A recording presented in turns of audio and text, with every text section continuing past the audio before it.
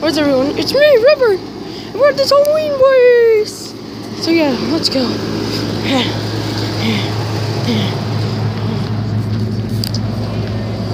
So yeah. Everything is. It's inside. He's inside. We're angry. Hello. Good evening. This is YouTube. Have you ever heard of YouTube? We're the Angry Oh Birds. yes, I have a few short films on YouTube myself. Oh yeah. Actually, my human friends do it for me. Cool. Interesting. And I'm coming in. Auntie Corey's coming in. Hey guys, we're gonna go inside. Do you think they'll notice us? That's scary. Blue. Yes? You know, he's actually joking. He's a man. I'm sure he's a man in a costume. Are you sure? There's all these things around here. It's scaring me. Dude, don't do that, dude. Seriously, it's just a dude. He's wearing a costume. Yeah, he's wearing a costume. If you look a little closer, my voice sounds a little older, does it? You know, he actually has videos of YouTube, right? Yeah. I can't believe we actually met him. Want to go inside? Yellowbird? Sir. Bluebird, stay here. Remember, dude, don't go. Yellowbird, let's go. Yellowbird. Yellowbird. Wait up. What are you doing? Yellow, what are you doing? Yellow. Dude, the creator of those films are right there. Oh, wait, am I sweating? Hey, Yellow. Yellow. Yellow. Yes. I can't believe he actually has his own YouTube channel. Dude. Yellowbird, I'm sweating. How long have I been wearing? This is starting to get interesting. Check out these jack-o'-lanterns. It's scary. How is it, Yellow? Good. Hey, relaxing. I wonder how much longer. Blue, what do you think? I don't know. Yellowbird? I don't know too. Really? Dude, what the heck is wrong with you? Yellow, guys, what you doing? Yeah. Hey. What was it? No, anyways, we're there. Let's get this over with.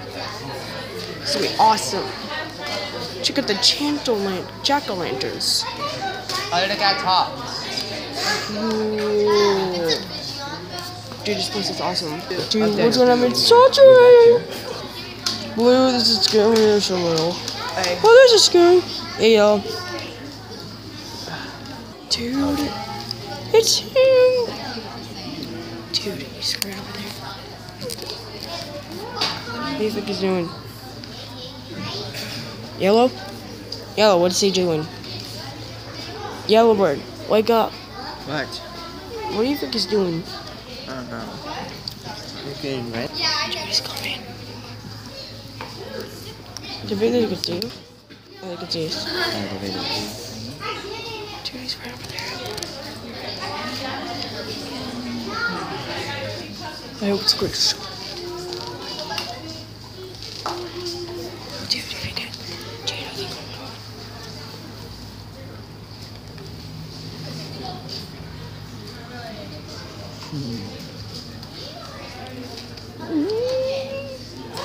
Dude, shut up.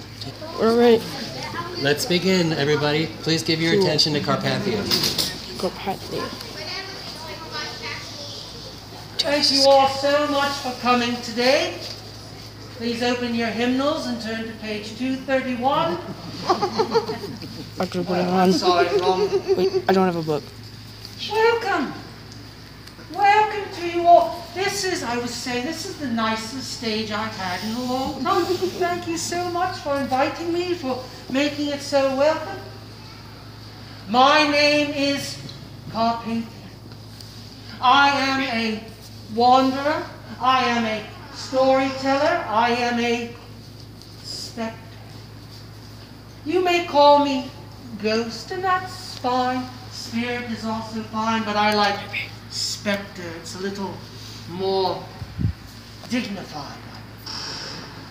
I've been wandering about and telling stories to my human friends for quite a long time, all over this fine country and other countries as well. And it's so nice to be here to see you all. One of my very favorite seasons is coming up. One of the best seasons of all time. I think you know which one is my favorite.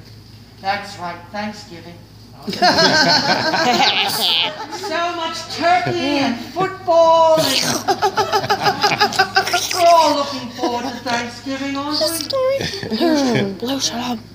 No. Just watching. What else could be happening this time of year? Yes, my dear. Halloween. Oh, yes. That's when the man with the red suit comes down the chimney and he flies over and gives It's toys Santa to Claus. No? I believe that's Christmas. You're right. Halloween is when we wave flags and set off fireworks and we have a wonderful picnic. That's July. Oh. But what happens in Halloween? You You dress up. It's scary. They trick or treat. Oh, that's why you're all Costumes. the way you are. You're all being scared tonight. No. I would have known. I would have brought a costume myself. You're wearing one. Yeah, Yes, just my traveling clothes. that's a costume. Well, stories with you. Some of them are ghostly stories, some of them are scary stories, but not all ghost stories are scary. Some are sad, some are romantic, some are funny. I hope you will enjoy some of these this evening. Let me see. A man was traveling, which was natural because he was a salesman. He was a traveling salesman. So he was traveling about. He had been on the road all day. And he was very, very tired. And as he drove down the road, he came to a hotel in the middle of nowhere. And he thought, spend the night here. Perfect. And he walked inside and he walked up to the desk and he said to the clerk, I would like a room for the night. The clerk said, I'm very, very sorry. It's been a busy day with a lot of travelers. We don't have any rooms at all. No rooms at all. Oh, please, I'm a salesman. I've been traveling all day. I'm exhausted. I'll take anything. Put me in a broom closet with a cot. That will be fine. The clerk said, we have one room left. But we never let anybody stay there. As I tell you truthfully, that room is haunted. I've never seen the ghost myself, but people who have spent the night there have run out screaming for their lives in the middle of the night. Now the salesman laughed at that. Oh, please. There's no such things as ghosts. Come. I'm very tired. Give me the key. That's interesting. Well, what could he do? Some people just don't listen. Clerk gave him the key and he went to the room and he unlocked it and he stepped inside. Now I tell you truthfully, he didn't really believe in ghosts. But if someone tells you a place is haunted, well, don't you look at it a little differently?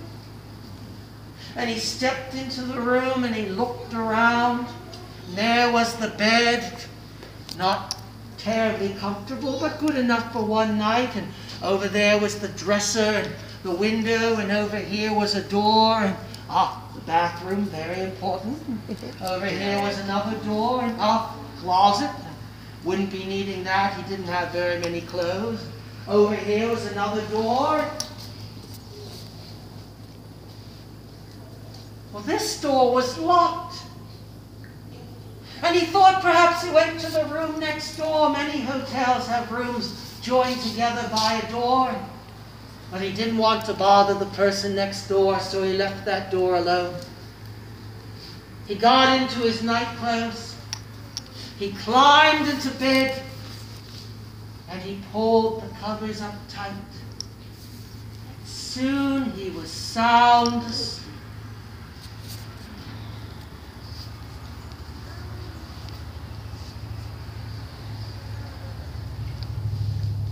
In the middle of the night, the salesman woke up because he heard something coming from the closet door. Tapping. A rapping coming from the closet door. And as he sat up in bed, the closet door opened. And into the room stepped a tall man, old-fashioned clothes. He had a black circle around one eye, and the salesman could see right through him to the wall behind him. And he knew that this was a ghost. And the ghost stepped into the room and he laughed at the salesman and he said, I am the ghost with the one black eye. Say that with me, my friends. I am the ghost of the one black eye. Very scary, very. The salesman was very frightened. And as he looked, the door opened wider and a woman stepped out. A woman stepped out in old-fashioned clothes, also transparent, and she also had a black circle around her eye. And she curtsied to the salesman and she said, I am the ghost with the one black eye. Say that, my friends. I am the ghost with the one black eye. Now the salesman was doubly frightened. And as he looked, all of a sudden, running out of the closet, came a little boy, about your age. Except he also was old-fashioned clothes. And he also had a black circle. And he stood at the foot of the salesman's bed and he laughed and said, I am the ghost with the one black eye. I am the ghost with the one black eye. Now the salesman was terrified, but it was not done. For now, skipping out of the room, skipping around the room, came a little girl about your age. She had pigtails and an old-fashioned dress, and she skipped around and she sang, I am the ghost with the one black eye. I am the ghost with the one black eye. And now the four ghosts surrounded the bed, and they stepped closer and closer, and as they came closer, they all repeated, we are the ghosts with the one black eye. We are the ghosts with the one black eye. Louder. We are the ghosts with the one black eye. Louder. We are the ghosts with the one black eye. Louder. This is loud. We are the ghosts with the one black eye. And all of a sudden, the door that was locked flew open. Into the room came an old, twisted, bent woman, walking in her night clothes on an old, twisted, bent cane. And she walked into the room, old, twisted, bent footsteps. And she looked at the salesman in bed. And then she looked at the ghost. And she raised her cane in a shaky, old, twisted, bent hand. And in an old, twisted, bent voice, she said, if you don't all shut up and let me get some sleep, you'll all be the ghost with the two black eyes.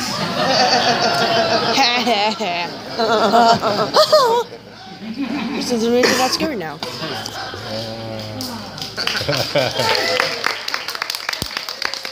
Yeah, that was funny and awesome. Yeah. I was scared, but that was actually good in the end.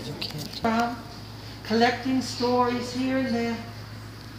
In the old times, before you had iPhones and iPads and computers and Wiis and televisions and DVDs and whatever else they're in. And Samsung.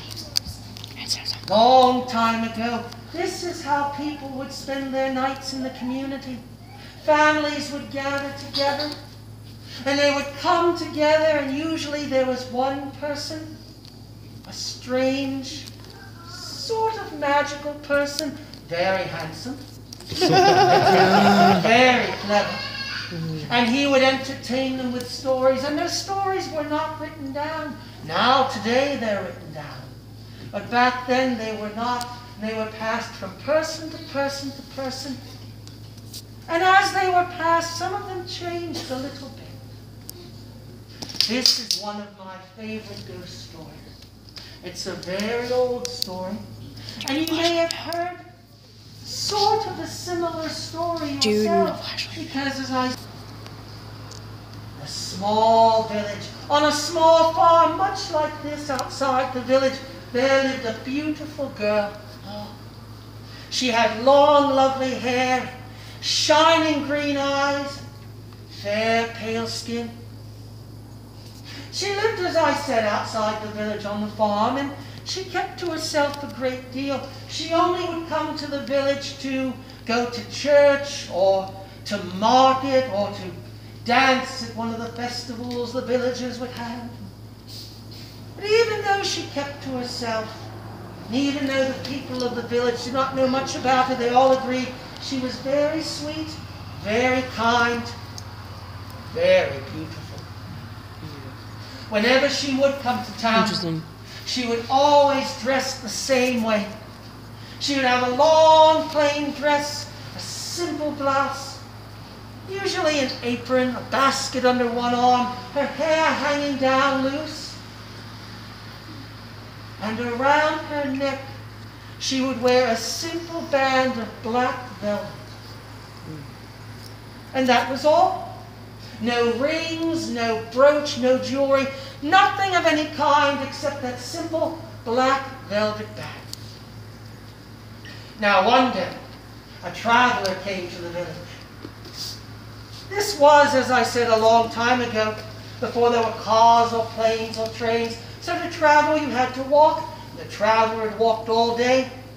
And he decided he would stop in that village for the night and continue traveling in the morning. Well, that very night, there was a festival to celebrate the harvest. And everyone from the village came. The traveler came too. He loved a good festival. And he came to the town square, and he looked across at all the people, and there on himself. And I tell you truthfully, my friends, he fell in love with her at first sight. And she must have thought he was rather special as well, for they danced every dance that night together, just the two of them. Now here's the strange part. The traveler never did leave the village. He stayed, and soon it became common to see he and the girl going to church, going on picnics, going to markets, just spending time walking together. So it surprised no one in the village when one beautiful summer day, the former traveler and the beautiful girl were married. And everyone from the village came, and the bride looked beautiful. She wore all white, long white dress, white lace, white gloves, white flowers in her hair, and around her neck that same black velvet band. He had asked her about it many times while they were courting. He would say, you know, no matter what dress or outfit you wear, you always wear that black band around your throat. Why don't you take it off? But the only answer she would give him was, if I ever take it off, you'll be sorry. After they were married, he began to ask more and more frequently. Day in, day out, no matter what outfit you wear, you always wear that black band. Why don't you ever take it off? But the only answer she would give him was, if I ever take it off, you will be sorry. Soon he began to grow angry with her, annoyed that she was keeping a secret from him. He would say, but I'm your husband. Why don't you trust me? But the only answer she would ever give him was, if I ever take it off, you'll be sorry. Mm. Soon he began to loathe the sight of that black band around her throat. Began to turn away from it, and finally, sadly, my friends, began to hate that black velvet band around her throat. And he began to hate her a bit as well. And he decided if she was not going to take it off, then he would take it off of her himself.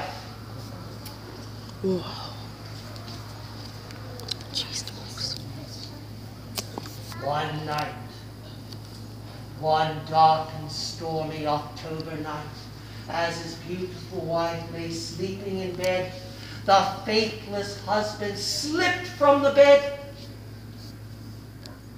He crept over to his wife's sewing chest. He reached inside. He took out a pair of silver scissors. And then quietly, so quietly, crept back to the bed. He looked at his beautiful wife lying there. Then he looked at the black band around her throat, and he decided this was it. Tonight would be the night.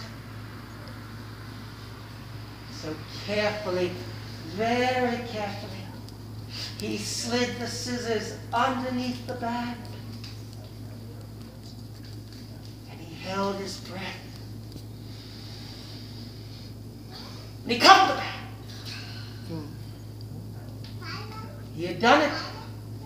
The band was off. It fell gently on the pillow by her hair. He had done it. Snip went the scissors. And then, snap! Then? Off came her head. It rolled off the pillow onto the floor. It rolled across the floor in the moonlight. It rolled to a stop. As the faithless husband looked down in horror, the eyes opened up. They were no longer bright green, my friends, but dull and cloudy. And the head spoke in a voice that was cold and dead, and it said, I told you you'd be sorry. So, my friends, a bit of advice, if you will, from me to all of you. If someone you know and love is keeping a secret from you, well, don't press them on it. Let them keep it. Trust them. After all, you may not really want to know what it is.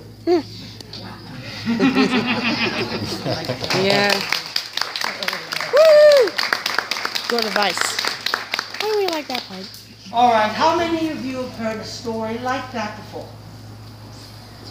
I've heard exactly the same. Exactly the same? Very good. How many of you have never heard that story before? My goodness. Well, those who've heard it before, thank you for not giving away the ending. That story has been told, as I said, many times in many ways, and sometimes the ribbon is green, sometimes the boy and the girl were friends and grew up together in the same town. Little differences. And that's what happens when stories are passed along. Now, I'm going to tell some stories tonight, and if you like them, you may want to go and tell your friends about them. And that's fine. Stories are not good unless they're passed to other people. But if you tell any of my stories, when you tell them, change them just a little bit. So they'll be your stories. One of the places I've traveled to, one of my favorite places, is the wonderful haunted country of Ireland. Ghosts are very welcome there. When I was there in Ireland, I visited a town called Cashel, and in the middle of the town is a huge cathedral that St. Patrick himself built. And as I wandered through the cathedral, it's kind of run down now. It's been a while. And as I wandered through the graveyard, I saw a gravestone there. And this was written on the stone: "Remember, man, as you walk by. As you are now, so once was I. As I am now, so you will be. Remember, man, eternity." I thought that was marvelous. I was so happy to find that. And then I did a little research and I discovered that that poem is actually very popular over in England and Ireland and Scotland. Many stones have that poem. In a graveyard in England, there is a stone that has almost the same poem, but it changes the line, the last line a little bit. It goes, "Remember, man, as you walk by, as you are now, so once was I. As I am now, so you will be. Remember, man, and follow." Now, some years ago, someone took a paintbrush and wrote a little answer to that poem on the stone. People liked it so much, they decided to leave it up there for others to see. And what the person wrote was, "To follow you I'll not consent, until I know which way you went." This is an Irish ghost story. A long, long time ago in Ireland, there was a fine man named Aaron Kelly. And Aaron Kelly was a good man, a fine man. If he had any faults at all, they were two, and they were these. Number one, he had a terrible, stubborn nature about him. I know, a stubborn Irishman, how unusual. And the other fault was that he was insanely jealous of his beautiful wife, Mrs. Kelly. Now, Mrs. Kelly was a lovely lady. She wasn't stunningly beautiful, but she was quite lovely. But she was also very true and in love with Aaron, and she never so much as looked at another person. Oh, but Aaron was so jealous all the time. She'd come back from the butcher shop and he'd say, "I know what you've been up to. You've been giving the butcher boy the eye. I see how he looks at you when you pass on the streets going to church." "No, Aaron, I'm not interested in anyone. You're my love." "Ah." Or they'd be walking to church and they'd walk past and the widow, Mrs. Kelly, would smile and nod at someone and they would say, "Ah, I saw that. I saw that. You're off to rendezvous with him later this afternoon when I'm out working in the fields, are you?" "No, Aaron, no." Did no good to protest. Aaron was very jealous and very stubborn. Now, Aaron Kelly got very sick. This was a long time ago, before we had doctors like today and medicines like today. And he got sicker and sicker, and I'm sorry to say that Aaron Kelly, stubborn, jealous Aaron Kelly, passed away in the night. And the widow Kelly mourned. And Aaron was taken to the churchyard and buried. And the widow was very, very sad to have him gone. I think she missed most his stubbornness and his jealousy. Well, a year passed. And all the Widow Kelly's friends said, "Widow Kelly, it's been a year you've been in mourning. You should go out and find another husband. There's many a fine man in the town that would like to court you, like to pay a call on you." But Widow Kelly was not interested. She still missed and loved Aaron. But they kept asking and they kept telling her about this person admired her and this person had complimentary things to say. And finally, the Widow Kelly agreed, "All right, I'll welcome one gentleman." And it so happened that the gentleman was a fine musician that lived in the same town, a fine fiddler. And one fine afternoon in October, as the Halloween season approached, the musician paid a call on the widow Kelly. And she served tea, and they had biscuits, and it was a fine visit.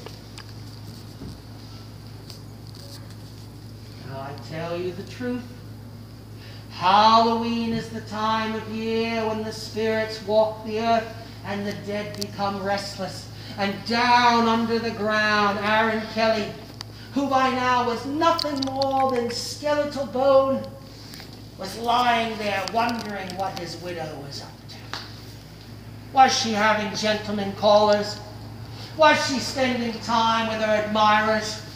He could not take it any longer, and he battered his way through the coffin and dug his way up out of the grave and pulled himself up, and he walked off into town. Now, this is Ireland, and they're quite used to ghosts and other creatures, but it was quite frightening to see a skeleton walking down the street of the town, walking towards the widow Kelly's house. And it was doubly frightening to hear him muttering as he went, "I know she's with a gentleman. I know." And they knew it was Aaron Kelly's voice. And they knew it was Aaron Kelly come back from the dead. Now the widow Kelly was entertaining the gentleman who was a perfect gentleman, and he had gotten out his fiddle and had started to play a few tunes when all of a sudden someone was pounding on the door.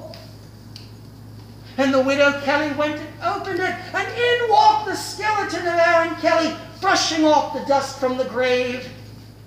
He said, "Ah, see, I knew it."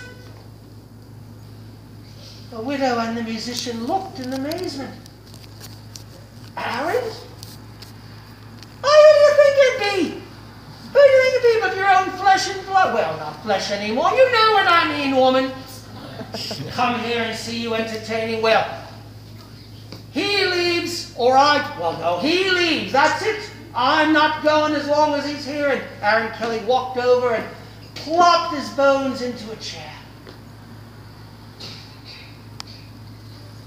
Now, the musician thought this was the strangest date he'd ever been on. He wasn't sure what to do, and Widow Kelly wasn't sure what to do. She pleaded with Aaron to return to the graveyard, and he just sat there tapping his skeleton foot. "I'm staying as long as he is." After a while, the widow Kelly turned to the musician and said, "Well, kind sir, would you play us another fiddle tune?" The musician looked at the skeleton of Aaron Kelly and looked at the widow and got out his fiddle, got out his bow, and he began to play. And he was very good, I should say. Very, very good. And he played a lilting little Irish reel. And as he fingered the notes and as he drew the bow across the fiddle, Aaron Kelly's tapping foot began to tap in time with the music. And soon his whole leg was tapping in time with the music. And then both legs, and his fingers as well. And from the power of the music, the skeleton of Aaron Kelly leapt up and he began to do an Irish dance around the living room. Now this was a very strange afternoon. But the musician kept playing and Aaron kept dancing, and the widow Kelly sat there wondering what she was going to do. And the musician played and Aaron danced, and as he danced, little bits of him began to fall off here and there, a finger bone there, a toe bone rolling across the floor, a few teeth coming loose. And the widow Kelly looked, she said, "Play faster, musician, play faster." And he began to play faster, and Aaron began to dance faster, kicking up his skeleton heels. Oh, I love a good Irish tune. And he was kicking his heels together, and now a knee bone went rolling under the couch, and an entire hand dropped behind the sofa. And now his head began to roll on his shoulders, and peace. And the widow Kelly said, "Faster, good sir, faster." He began to whip his fingers up and down the fiddle and whip the bow across the violin. And Aaron was dancing, kicking up his heels and shouting, "Oh, wonderful, wonderful music." And everywhere that he stepped, He left another piece of bone and meal behind, and he danced and danced and danced until finally, with one great leap, he landed, and his entire skeleton crumbled to the floor, leaving only the skull on top. But the music was still playing, and Aaron was still in a wonderful mood, and he began to clack his jaws together like castanets, and the skull began to bounce around the room. Oh, what wonderful music play on, bouncing off the walls, bouncing off the furniture, bouncing off the tables, and the musician stopped playing.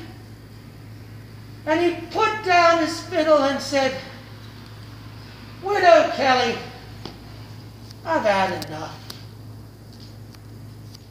And he picked up the fiddle and tucked it under his arm, picked up the bow, tucked that under his arm, put on his hat and walked out the door, slamming it behind him. Well, Widow Kelly called some friends over. They searched all around the house and they picked up all the pieces of what used to be Aaron Kelly, and they put them in 20 different boxes. And they buried him in 20 different places. One was over here in County Cork.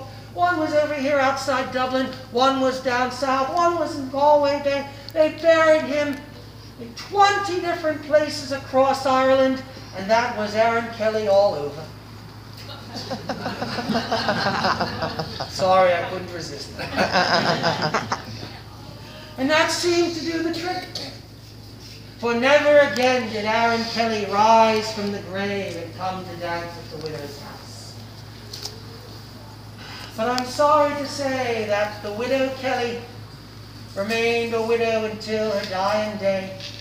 No other gentleman caller ever dared to come knock on her door and pay her a visit. Aaron Kelly had seen to that.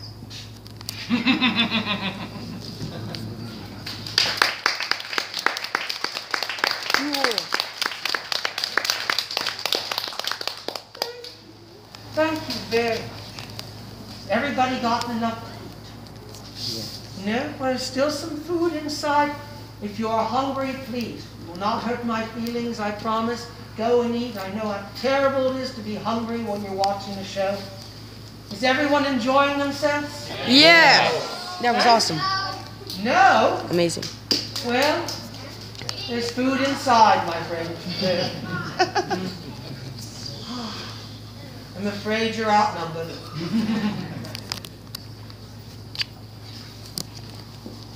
One of my favorite places in this country is a little town called Jim Thorpe, Pennsylvania. And yes, it is named after the great athlete. It's a wonderful town, many ghosts and many specters and many haunted places. And it has one of the finest cemeteries in the world that I've ever visited. The only problem is that Jim Thorpe has a lot of very tall hills. And the cemetery is on top of the tallest hill in town.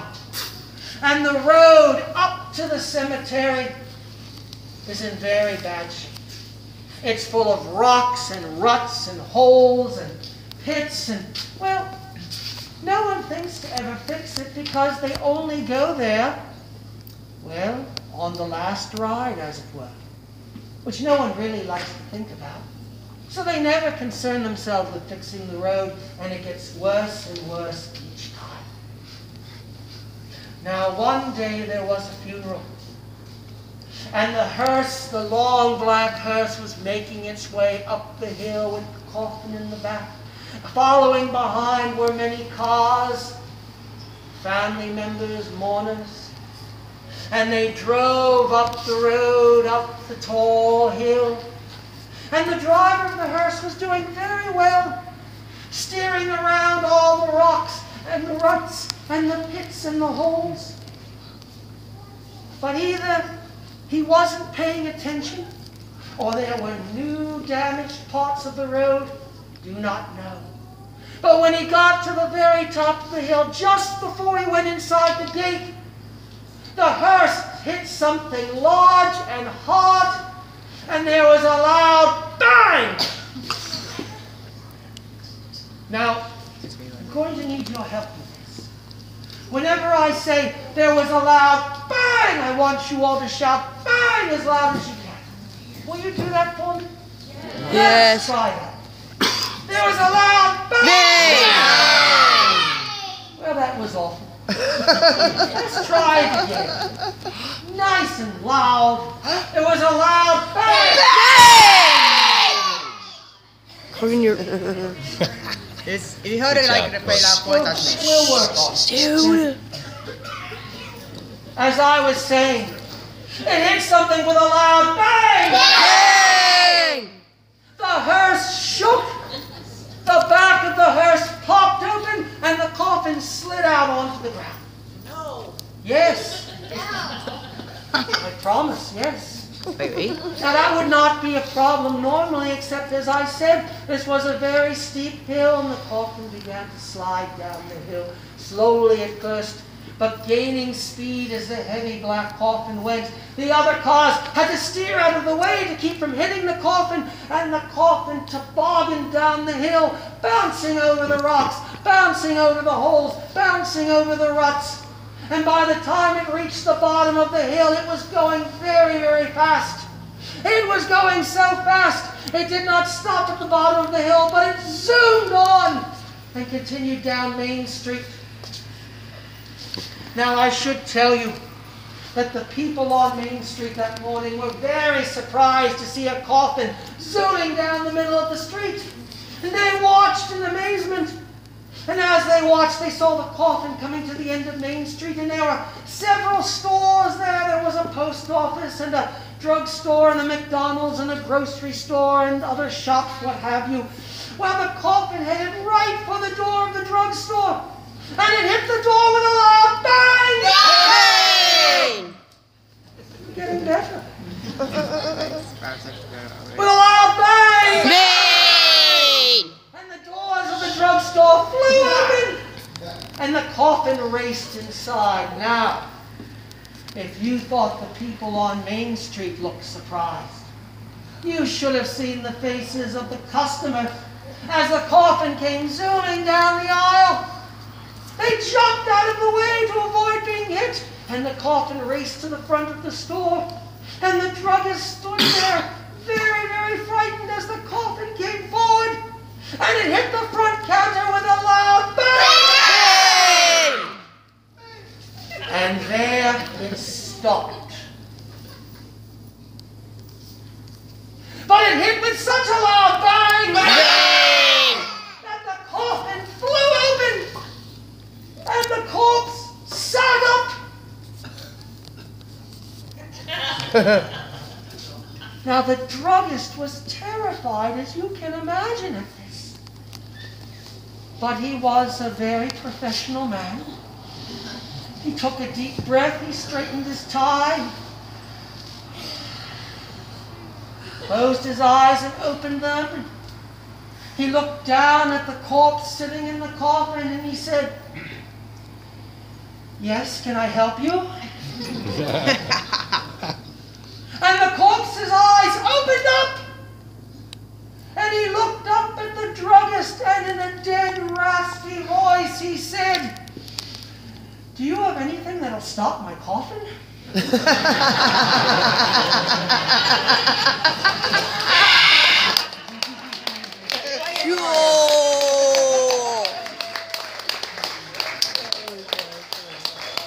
Dude, that was awesome and amazing. Dude, this was the coolest show ever so Thank far. you so much for not throwing anything at me. Appreciate that. How are we doing on time? Do we have time for one more, two more? Yes. 1. 10? I said 2! I'm not I said getting 1. any older, but some of you might be. All right. No, I that's too want to much. save time for one of my favorite Halloween stories, but I will tell this one too. There are lots of very young people here tonight, and I'm so glad to see all of you here. But your parents and all have been very kind bringing you here, so I'm going to tell a story for the adults here. So I want all the youngsters to put their fingers in their ears and go la la la la la la la la la. Not asking. Dude, we're No, not you doing don't that. have to do that. You can listen also. It's not that kind of a story. This is a tale from a very good man named Charles Fritch, who gave me kind permission to tell the story. A man was sitting in a tavern in a small city on a Friday afternoon. Oh, for those of you who are too young to know what a tavern is, well, it's a place you're not allowed to go to now, but you'll be going to very often when you're older.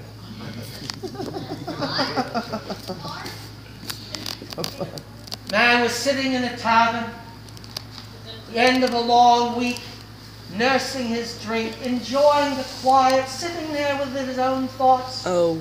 not doing anything at all. And all of a sudden he had a strange sensation that he was being watched. And he looked down at the bar top, and there, next to his right hand, was a very strange sight. There on the bar top was a little man, 2 inches tall, all dressed in green, with bright red hair. First the man thought he'd had a bit too much to drink. He closed his eyes, he shook his head, he looked. No, there it was. Little man, 2 inches tall, all in green with a shock of red hair. He wasn't sure what to make of it, and then he had a thought. And he bent down, and very politely he asked, "Excuse me, sir, but are you a leprechaun?" Wait, I've heard that story before. And the creature said, "I am a leprechaun. But even more than a leprechaun, me good sir. You happen to be looking at the world's one and only leprechaun vampire." I heard that story. This is the first story I've ever heard. I kind of Leprechaun vampire?